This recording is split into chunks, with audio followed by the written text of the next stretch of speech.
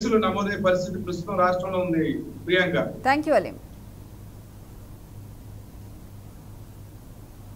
కౌశిక్ రెడ్డి మాట్లాడుతున్నారు, లైవ్ లో చూద్దాం.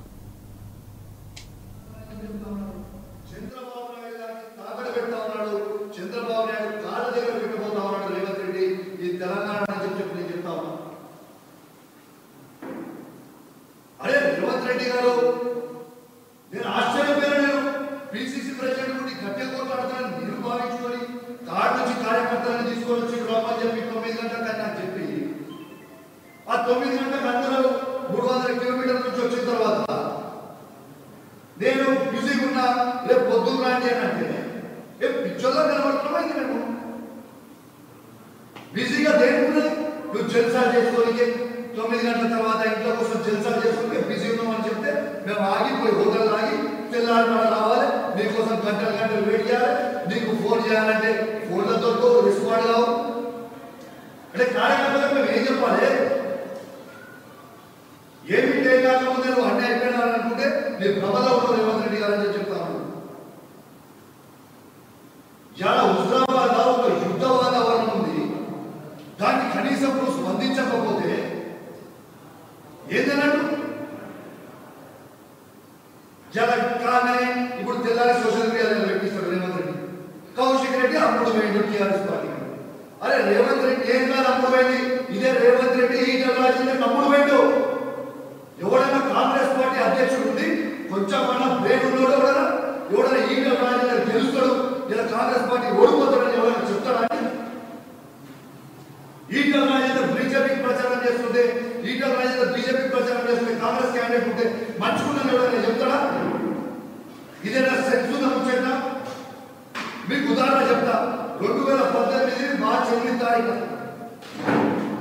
రేవంత్ రెడ్డి గారు నేను బస్ యాత్ర ఆర్గనైజ్ చేసినప్పుడు హుజరాబాద్ వచ్చి రాజేందర్ మీద సివిల్ సప్లై స్కామ్ ఉందని చెప్పి తను పెద్ద ఎత్తున ఆరోపణ చేసినప్పుడు మళ్ళా తెల్లారి అయిపోయిన తర్వాత రాజేందర్ రేవంత్ రెడ్డి దగ్గరికి ఎవరు వేరో తెలియదు, సుట్కేసు ఏం మాట్లాడి నాకు తెలియదు.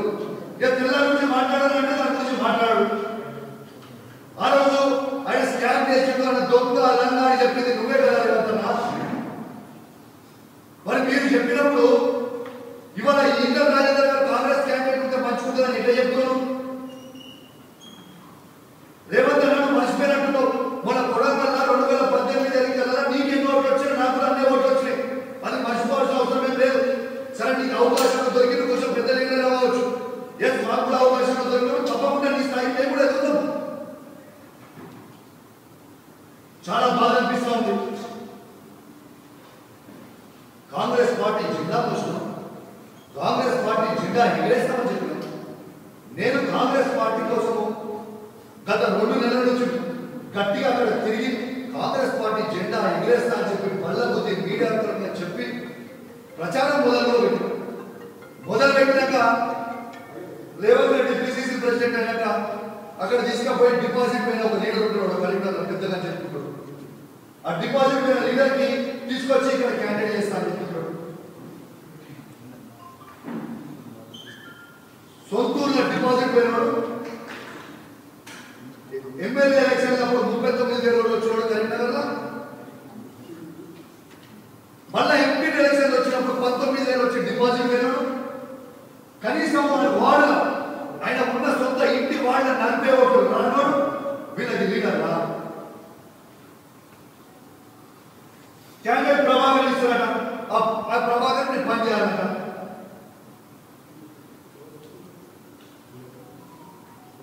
ఇచ్చుకొని ఆ క్యాండిడేట్ చేసుకొని మీరే ఇలా చూద్దాము. మీకు కాంగ్రెస్ పార్టీకి ఈ రేవంత్ రెడ్డికి సవాల్ చూస్తా ఉన్నా. ఈ నుంచి మొన్న ప్రభాకర్ మొగోడైతే సవాల్ చూస్తా ఉన్నా. రా హుజరాబాద్ రా చూసుకుందా. ఇక నీకు డిపాజిట్ తెచ్చుకో హుజరాబాద్ మొగోడు పెద్దదా చూద్దాందా. ఈ రేవంత్ రెడ్డి మొన్న ప్రభాకర్ ఇద్దరు రమ్మని చెప్పు. డిపాజిట్ వస్తుంది ఇప్పుడు కాంగ్రెస్ పార్టీ హుజరాబాద్ చూద్దాం. ఇన్ని రోజులు ఎగిరెగిరి పెట్టారు కదా, మేము కాంగ్రెస్ పార్టీలో ఏం వస్తాము, మేము అన్ని నుంచి పోటీ చేస్తాం. చేయండి, ఇలా చూద్దాం కాంగ్రెస్ పార్టీకి ఎన్ని ఓట్లు పడితే అప్పుడు. పూర్తిగా నేను చెప్తాను. ఇవాళ రేవంత్ రెడ్డి చేయబట్టి కాంగ్రెస్ పార్టీ ఒక మాట్లాడాలి. కోమటిరెడ్డి వెంకటరెడ్డి గారు హ్యాపీ లేరు, రాజగోపాల్ రెడ్డి గారు హ్యాపీ లేరు, బట్టి విక్రమార్క గారు హ్యాపీ లేరు, శ్రీధర్ బాబు గారు హ్యాపీ లేరు, కోడం వీరే గారు హ్యాపీ లేరు. ఇలా కాంగ్రెస్ పార్టీలో ఉన్నోళ్ళు ఎవరు కూడా హ్యాపీ లేరు రేవంత్ రెడ్డి గారు.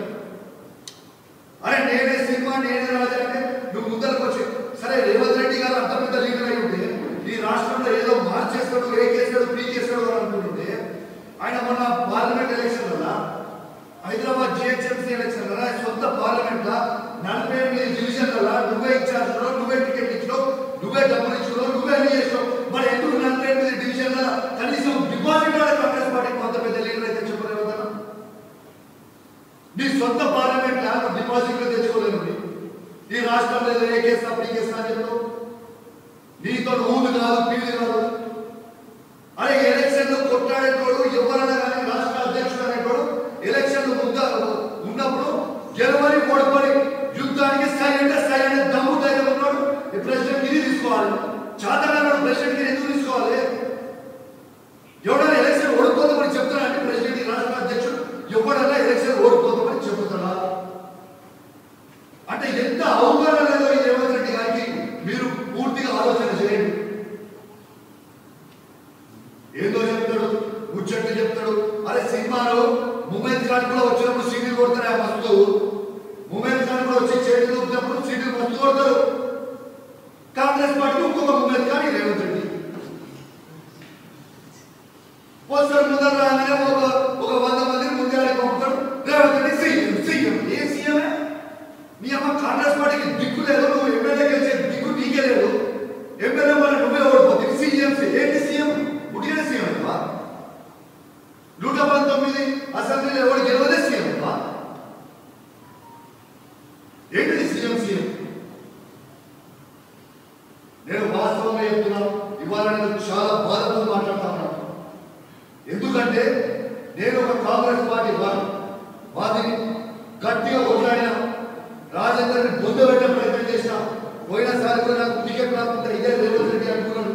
15 రోజుల్లో నాకు అవకాశం ఇచ్చిన రోజు 15 రోజుల టైం ఉన్నప్పుడు ఈటల రాజేందర్కి చెంతలు పట్టించిన నేను ఒకరిని ఓడిపోతా ఒక భయంతో చెంపలతో చచ్చిపోయి ఏడిసిన ఈటల రాజేందర్ గారు చచ్చిపోతా ఏదో బతికేడు.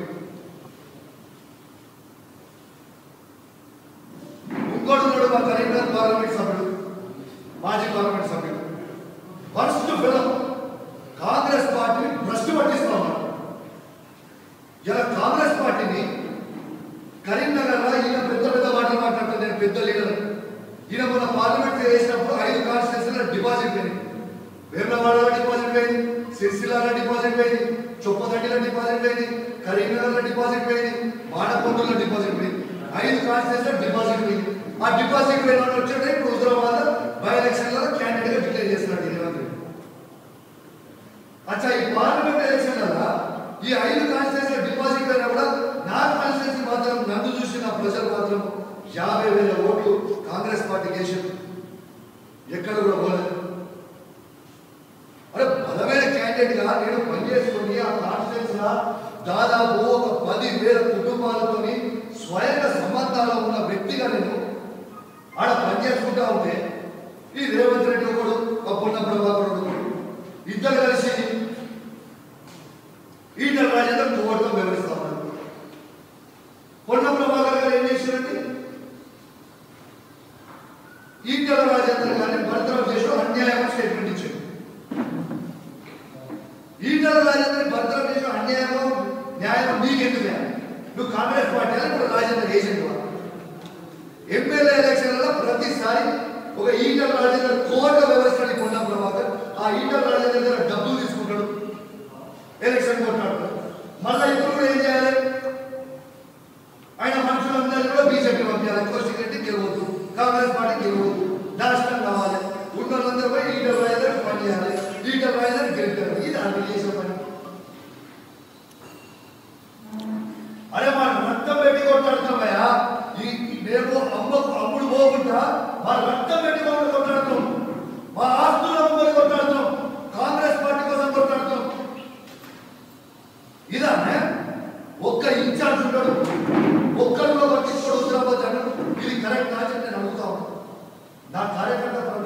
ఫీల్ అయింది. సరే ఈ అనుకోని పరిణామం ఇలా హుజురాబాద్లో కాంగ్రెస్ పార్టీ మండల ప్రెసిడెంట్ ఉన్న వాళ్ళందరూ కూడా ఇలా ఏజెంట్లు మా గ్రామాధ్యక్షులు ఎవ్వడు ఒక్కరు కూడా కాంగ్రెస్ పార్టీలో ఉన్న అందరూ రాజీనామా కూడా చేస్తున్నారు. ఈ 2-3 రోజుల్లో మీకు తెలుస్తుంది. రేపు కాంగ్రెస్ పార్టీకి ఈ రేవంత్ రెడ్డి పొన్నం ప్రభాకర్ చేయబట్టి ఏజెంట్లు కూడా కూర్చునే పరిస్థితి లేదు. రేపు హుజురాబాద్ సిగ్గు చేయడు. రేవంత్ రెడ్డి నేను పెద్ద మొగన్నని చెప్పుకునే రేవంత్ రెడ్డి పెద్ద మొగన్నని చెప్పుకున్న ఈ డిపాజిట్ రాని వార్డు మెంబర్ కూడా గెలవని పొన్నం ప్రభాకర్ మీకు దమ్ము ధైర్యం ఉంటే మీరు మొగలు అయితే డిపాజిట్ తెచ్చుకోండి. గెలుచుడు దూరం వచ్చారు.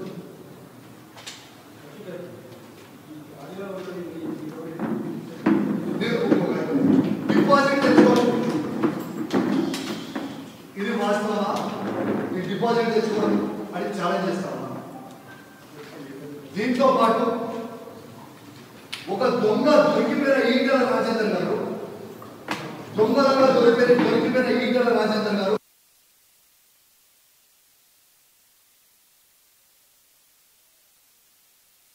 గెలుచుడు దూరం వచ్చారు.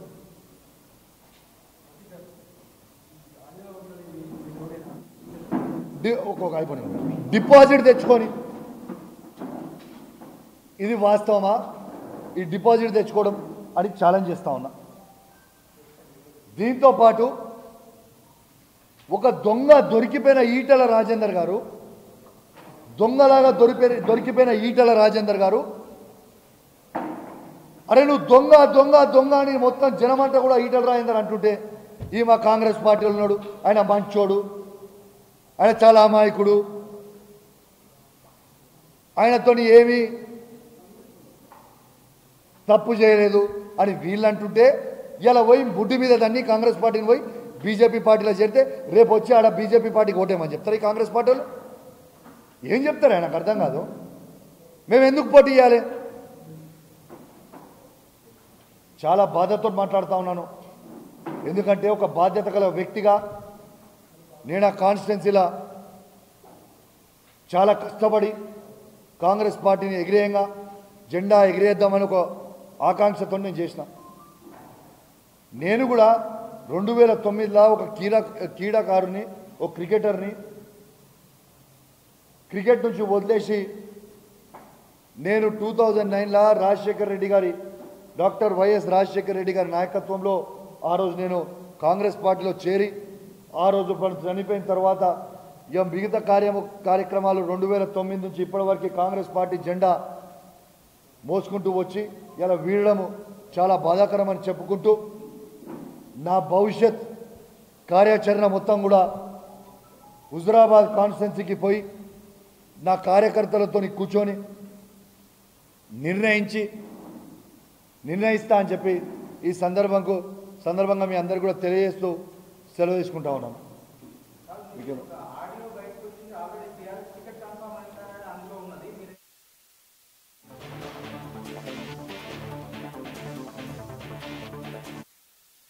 రోజుల లోపల మీకు భవిష్యత్ నా కార్యాచరణ తెలిసిపోతే దాన్ని పెద్ద సీరియస్గా తీసుకోవాల్సిన అవసరం లేదు. పెద్ద విషయం అది పెద్ద ఇష్యూ ఏం కాదు. దాని గురించి పెద్ద మాట్లాడాల్సిన అవసరం ఏం లేదు అశోక్. దాని గురించి పెద్ద మాట్లాడాల్సిన అవసరం ఏం లేదు.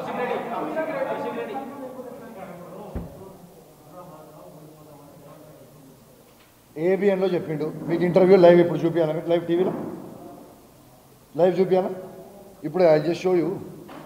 ఇప్పుడే మీడియాలో చూపిస్తా. చెప్పిండా చెప్పలేదు ఈటల రాజేందర్ క్యాండిడేట్ మంచుకుంటుండే అని చెప్పిండా చెప్పలేదు? మీకు చూపిస్తా, ఇప్పుడే చూపిస్తా. ఉత్తమ్ టీపీసీ నిమిషం.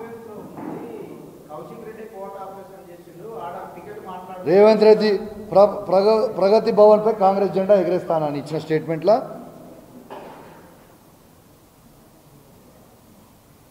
ఈటల రాజేందర్ కాంగ్రెస్కి వచ్చి ఉంటే ఆయన గెలుపు కేసీఆర్ కూడా ఆపలేకపోతుండేట.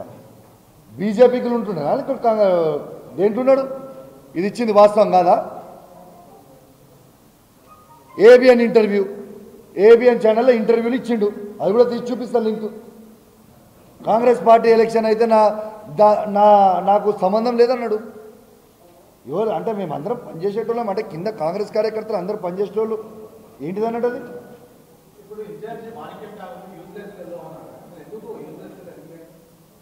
అరే ఒక ఎలక్షన్లు వస్తుంటే కానీ కనీసం పట్టించుకోకుండా 50 కోట్ల రూపాయలు రేవంత్ రెడ్డి గారి దగ్గర తీసుకొని పీసీసీ ప్రెసిడెంట్ చేసిండు పీసీసీ ప్రెసిడెంట్ చేయడం దానికోసం నేను చెప్పిన బరాబర్ నేను అలిగేషన్ చేస్తున్నా రికార్డ్ చేస్తున్నా ఇది ప్రతి మీడియాకి చెప్పకపోవచ్చు చాలామంది కానీ ప్రతి కాంగ్రెస్కి ఉన్న ప్రతి ఒక్కరికి తెలుసు ఇలా కూర్చున్న మీడియా వాళ్ళకి మీ అందరు కూడా తెలుసు దాంట్లో ఓపెన్ సీక్రెట్ ఏముందల్లా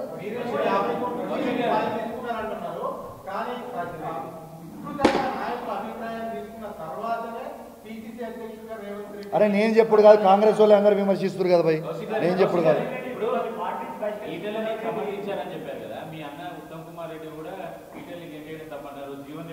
ఉత్తమ్ కుమార్ రెడ్డి ఎన్నడు గెంటేసుడు తప్పని ఎక్కడ కూడా అనలేదు చూపి నాకు స్టేట్మెంట్ చూపి అరే నువ్వు స్టేట్మెంట్ చూపి చారి భాయ్ స్టేట్మెంట్ చూపి నాకు అంతే ఉత్తమ్ కుమార్ రెడ్డి దానో స్టేట్మెంట్ చూపి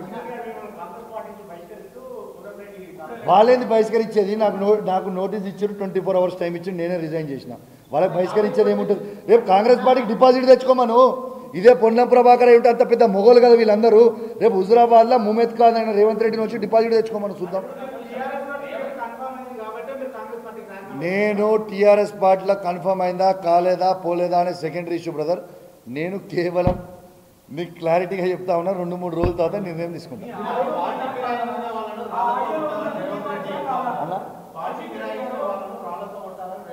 ఎవడు పార్టీ ఫిరాయించి దేనికి పార్టీ ఫిరాయించి నేను ఏ పదవిలో ఉన్నా ఏం పదవి నేను ఎమ్మెల్యే అయినా లేకుంటే ఎంపీలు ఉన్నా నేను పార్టీ ఫిరాయించి దాంతో రిజైన్ చేసి పార్టీకి పోతున్నాడు బాబు అని చెప్పి రిజైన్ చేసి పోతున్నాను నేను రిజైన్ చేయకుండా పోతలేను కదా నేను అశోక్ గారు భవిష్యత్ అది పెద్ద ఇష్యూ ఏం కాదు భవిష్యత్ కార్యాచరణ 2-3 రోజుల్లో దాని మీద కూడా స్పందిస్తా 2-3 రోజుల్లో స్పందిస్తా